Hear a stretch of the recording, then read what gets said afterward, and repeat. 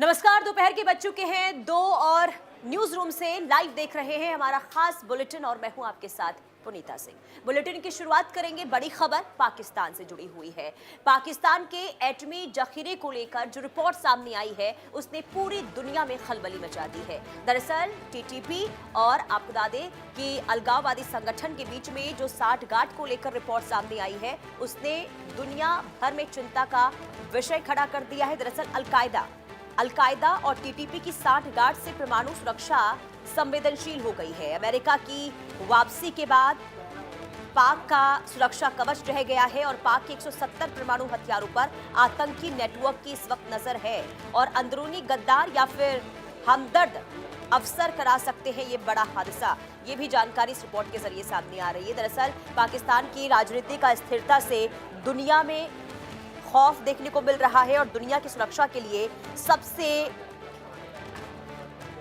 सबसे बड़ा देखिए ये जो रिपोर्ट सामने आई है इसने कई सवाल खड़े कर दिए हैं। पाकिस्तान का परमाणु हथियारों का जो जखीरा है आतंकी संगठनों की पहुंच के बेहद करीब पहुंच गया है और ऐसे में रक्षा विशेषज्ञों और अंतर्राष्ट्रीय विश्लेषकों की एक रिपोर्ट की माने तो बीते 2 दशकों से जिन सुरक्षा घेरों ने पाकिस्तान के परमाणु हथियारों को आतंकवादियों से दूर रखा था वो अब तेजी से दरक चुके हैं और अमेरिकी सेना की अफगानिस्तान से वापसी, वाशिंगटन इस्लामाबाद के बीच काउंटर टेररिज्म सहयोग में आई गिरावट और पाकिस्तान के भीतर गहराते राजनीतिक संकट ने इस खतरे को कई गुना बढ़ा दिया है।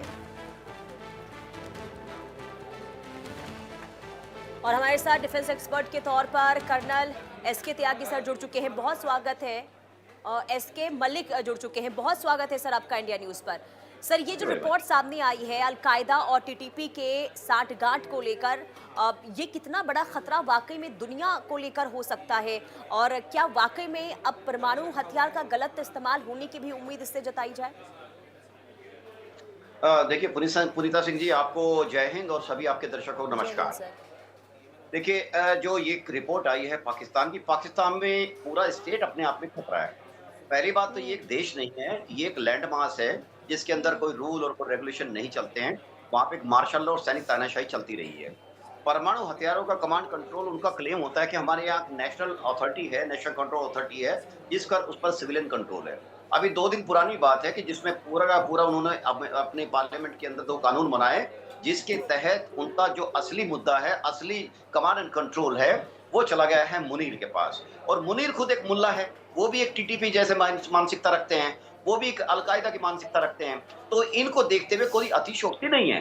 लेकिन खैर, ये बेसिकली एक पूरा ताना बना अगर आप देखें तो अमेरिका के पास इनके हथियारों का कंट्रोल रहता है। आपने ऑफ सिंदूर के दौरान देखा होगा कि इनका जो नूर खान बेस है उसके ऊपर जब अटैक हुआ तो अमेरिका भी दौड़ा भागा और पाकिस्तान के भी हाथ पैर फूल गए। देखिए, पूरा इनका न्यूक्लियर प्रोग्राम जो है इनका हमेशा से संदेह के घेरे में रहा है। और संदेह के घेरे में क्यों कह रहा हूं कि इनके साइंटिस्ट वादक अब्दुल कादिर खान ने एक न्यूक्लियर जो ग्रुप है, न्यूक्लियर की एक मंडी लगा दी थी, चोरी छिपे टेक्नोलॉजी बेचना। और ये इनका संदेह किया जाता है कि उन्होंने पूरी तरह से न्यूक्लियर टेक्नोलॉजी जैसे नॉर्थ कोरिया जैसे देश को प्रोवाइड कराई और इसकी एवज में उनसे एक मिसाइल टेक्नोलॉजी को हासिल किया। हालांकि उस इनका मिसाइल टेक्नोलॉजी को आज तक ये अच्छी तरह से अमल में जामा नहीं पहना पाए हैं और आज तक भी ये चाइना के ऊपर डिपेंड रहते हैं। लेकिन बात सही है कि जब इनके न्यूक्लियर साइंटिस्ट जैसे लोग अपनी न्यूक्लियर जो टेक्नोलॉजी है, उसको मटेरियल है, उसको एक मंडी की तरह बेच सकते हैं पूरी दुनिया में कीमत के ऊपर। तो ये कहना, जब दुनिया कहती है कि पाकिस्तान की कीमत है, कोई अतिशयोक्ति नहीं है। ये बात बिल्कुल सही है कि पाकिस्तान के अंदर ऐसे एलिमेंट मौजूद हैं जो हथियार ऐसे मास डिस्ट्रक्शन की तरफ हमेशा लपलपाए रहते हैं और उनको किसी भी कीमत पर अपने हथियार का कंट्रोल कर दुनिया को ब्लैकमेल करना चाहते हैं। जी पुनीता जी। हाँ, हाँ। लेकिन सर जरा ये भी समझाइए, अमेरिका की अफगानिस्तान से वापसी हुई है तो इससे क्या पाकिस्तान की जो टेररिज्म काउंटर है वो कमजोर हुई है पहले के मुकाबले? पुनः जी, इसको हमें 2 भाग में समझना पड़ेगा। हाँ। देखिए, पहली बात तो अमेरिका हर जगह वहां आता है जहां उसके इकोनॉमिक खुद होते हैं और जी। जरूरी नहीं कि अमेरिका वहां से जीत के ही जाए। अमेरिका की हाँ। जीत इसमें होती है कि जहां उस देश के अंदर घुसेगा, उस देश के अंदर उसकी इकोनॉमी को तबाह करके और वहां की इंफ्रा को तबाह करके निकल जाए, तो वो भी अपने आप जीत मानता है। पाकिस्तान का उसने जब-जब इस्तेमाल किया है, जब-जब उसको ज़रूरत थी।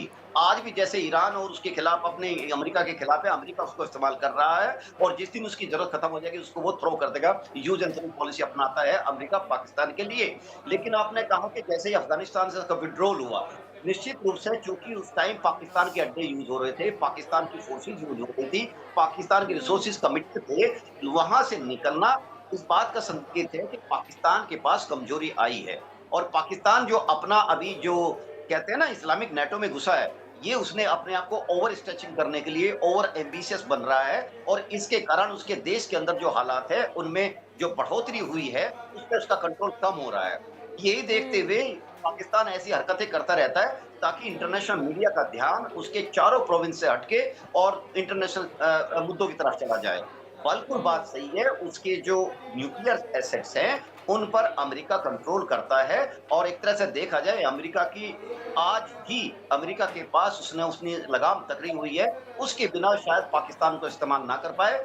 ये बात सही है कि पाकिस्तान के अंदर ऐसे जिहादी एलिमेंट मौजूद हैं, जो पाव-पाव बम की देकर भारत को धमकी देते रहते हैं, क्योंकि पाकिस्तान का तो अस्तित्व ही उनकी रोज़ी-रोटी ही भारत के खिलाफ चलती है। कभी वो हुँ। कहते हैं कि खून बहेगा, पानी बहेगा, कभी वो कहते हैं कि we are very clear about Kashmir is a jugular when.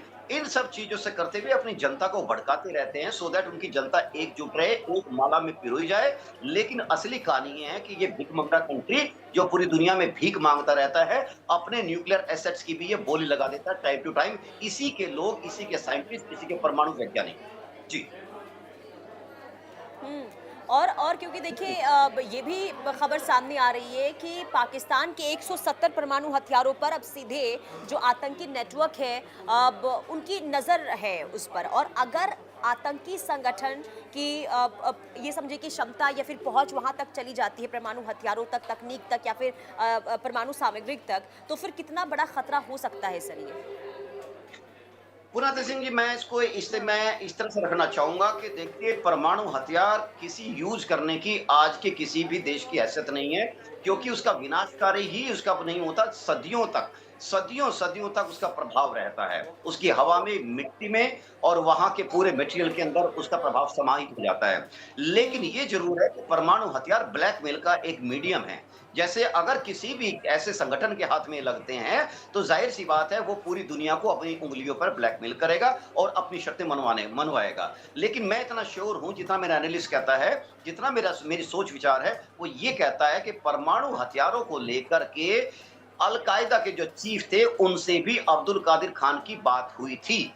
और आज हुँ। के जो इनके डीजीआईएसपीआर है, वो भी एक परमाणु वैज्ञानिक रह चुके हैं और उनकी ज़हनियत देखिए, वहाँ का परमाणु वैज्ञानिक इस बात पर जोर देता है कि हम पाकिस्तान की बिजली की समस्याओं को जिन्न के ज़रिए हल करेंगे, यानी जिन्न से बिजली पैदा करेंगे। तो जहाँ पर ऐसी ज़हनियत है, इन लोगों का विश्वास तो कुछ नहीं